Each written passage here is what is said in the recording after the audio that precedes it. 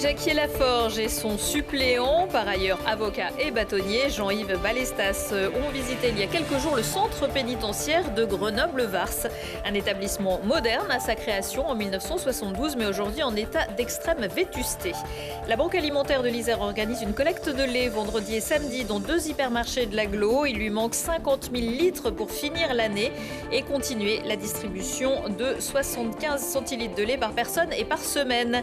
Et puis le salon de l'escalade pose ses baudriers pour la 2e année consécutive à Grenoble. Amateurs de grimpe indoor et outdoor ont rendez-vous pendant 2 jours à Alpexpo. L'un des coordinateurs de l'événement, Hugo Comte, viendra nous en parler à la fin de ce JT. Bonsoir à tous, bienvenue dans ce JT du jeudi 28 septembre 2023. Du lundi au vendredi à partir de 18h, l'essentiel de l'actualité du Grand Grenoble. Se rendre compte de l'état des prisons en se rendant sur place. Si l'exercice est plutôt habituel pour le bâtonnier de Grenoble, Jean-Yves Balestas, il l'est un peu moins pour Élodie Jacquier-Laforge, députée modem de l'Isère et vice-présidente de l'Assemblée nationale. Les 2 élus se sont rendus à la maison d'arrêt de Vars il y a quelques jours, même si la cellule visitée ce jour-là ne reflète pas tout à fait la réalité dans cet établissement qui a fêté ses 50 ans l'an dernier. Lina Badreddine. Vous m'autorisez à rentrer. Ah oui, effectivement, c'est très bien rangé. C'est la 3e fois que la députée iséroise Élodie Jacquier-Laforge visite la maison d'arrêt de Grenoble-Vars, l'un des établissements pénitentiaires jugés parmi les plus vétustes de la région. Douches en très mauvais état, cafards, rats. En 2014, l'État avait été condamné par le tribunal administratif de Grenoble pour les conditions de détention jugées contraires à la dignité de la personne humaine.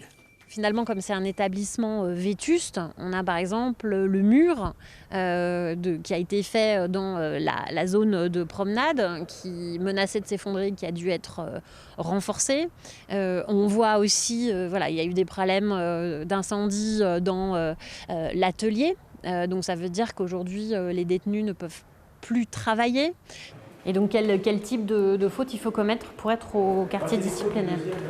La cour du quartier disciplinaire, elle, n'est pas aux normes, car le ciel n'est pas apparent. Donc voilà, donc là ici c'est la cour de promenade, mais qui est absolument pas aux normes. Oui, c'est ça, c'est un sujet que le bâtonnier relève chaque année d'ailleurs. Voilà. Alors que le taux de surpopulation pénale en France s'élève à 120%, à Vars, il est d'environ 150%. Une surpopulation carcérale source de violence entre détenus et de souffrance au travail pour le personnel. Cette transformation passe par un changement complet de politique, c'est-à-dire la construction d'un nouvel établissement à côté de celui-ci, d'une capacité de 200 places. L'administration interrégionale de Lyon est d'accord avec ce projet. Le chiffrage est fait, c'est de l'ordre entre 70 et 80 millions d'euros. C'est à cette condition-là qu'on pourra avoir effectivement une rénovation de l'établissement actuel, une fois que les détenus seront transférés dans le nouvel établissement. Il devrait donc y avoir in fine 2 établissements, l'un neuf et l'autre rénové pour une capacité de 400 places au total. Mais avant cela, reste à convaincre le ministère de la Justice. Élodie Jacquier-Laforge qui inaugure ce jeudi soir sa nouvelle permanence de députée au 13 porte de la Buisse à Voiron.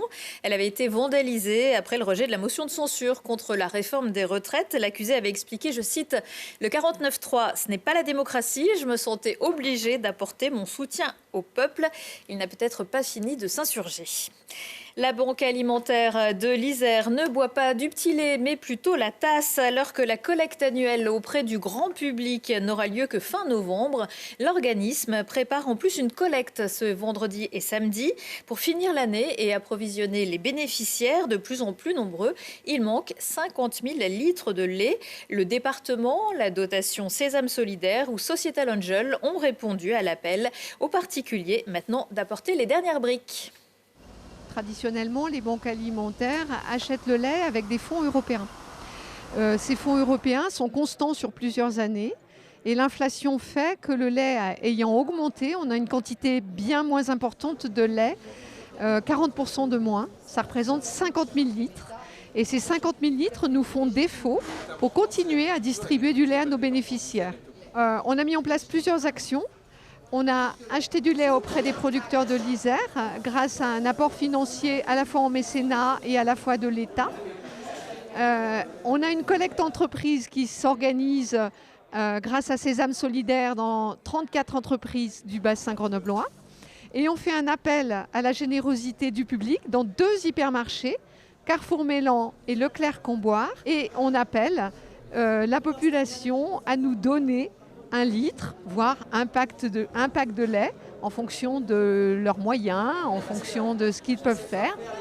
On a décidé d'apporter effectivement exceptionnellement une aide encore de 10 000 €, donc immédiate, pour acheter donc du lait aux producteurs locaux, et puis de réfléchir à la récolte de lait auprès de mes anciens collègues Intermarché et Netto de l'Isère, de telle façon à ce qu'effectivement ils achètent entre guillemets effectivement des litres de lait que moi je vais reverser à la banque alimentaire qui va acheter ces litres de lait. Des packs de lait au pack de rugby, 24-19, c'est le score du match de la 6e journée de Pro D2 entre le FCG et Agen, mercredi soir, devant près de 7600 spectateurs au Stade des Alpes. Les points pour Grenoble, 2 essais de Blond-Mapaz, une transformation et 4 pénalités de Davis. Une prestation sans étincelle pour les Isérois, mais c'est la victoire qui compte, comme on dit. Agen a en poche le bonus défensif, 8e du championnat. Grenoble se déplacera pour son prochain match chez le 9e Brive. Ce sera le vendredi 13 octobre. Et pour les rendez-vous de ce week-end, c'est Lucille Dailly qui nous a concocté l'agenda sport. Le GF38 est en grande forme. Les footballeurs grenoblois, 2e de Ligue 2 après leur victoire contre Caen cette semaine à l'extérieur, retrouvent la pelouse du Stade des Alpes ce samedi pour accueillir les Girondins de Bordeaux, 11e de Ligue 2, coup d'envoi à 19h. C'est un des premiers temps forts de la saison de patinage et ça se passe chez nos voisins du dessus à Villard-de-Lans.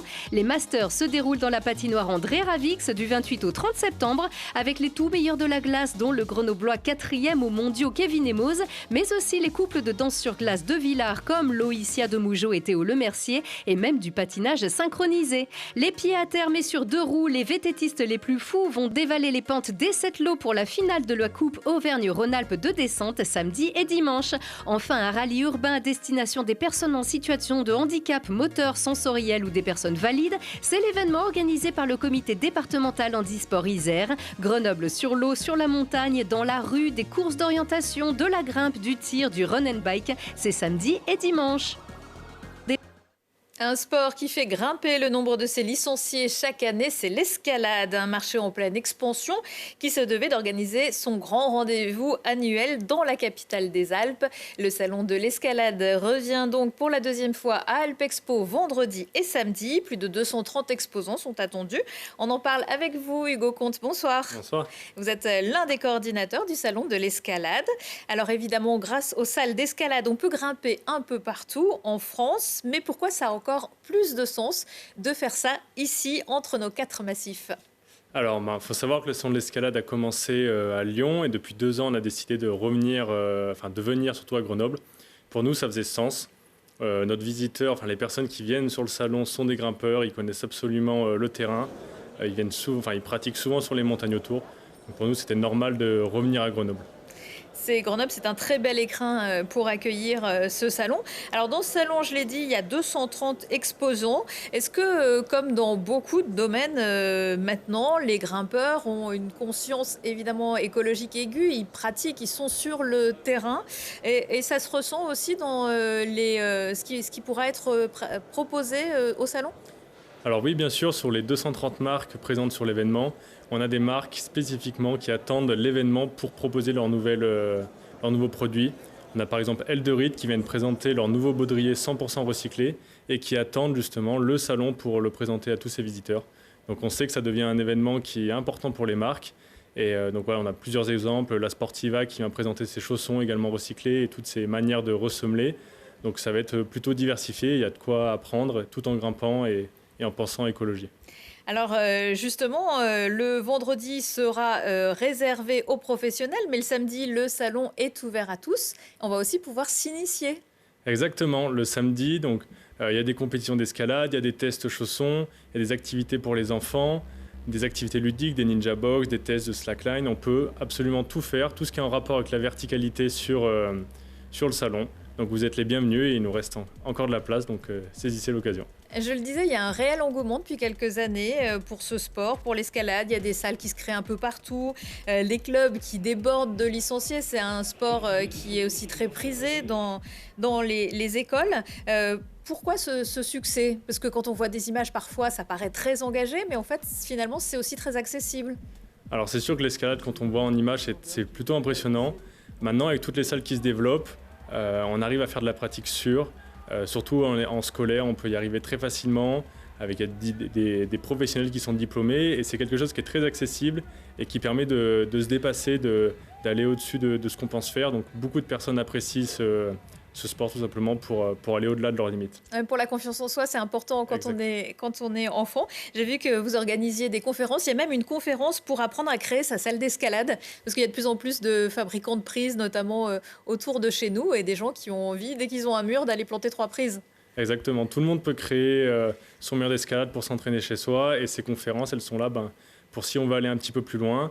Donc tout le week-end, on en retrouve sur différents sujets. Et c'est le but du salon, c'est de venir apprendre tout en faisant la grande fête de la verticalité. Merci Hugo Comte. On rappelle que le salon pour le public, c'est samedi et on peut acheter ses places en ligne sur le site salon-escalade.com. Merci et bon salon. Merci beaucoup.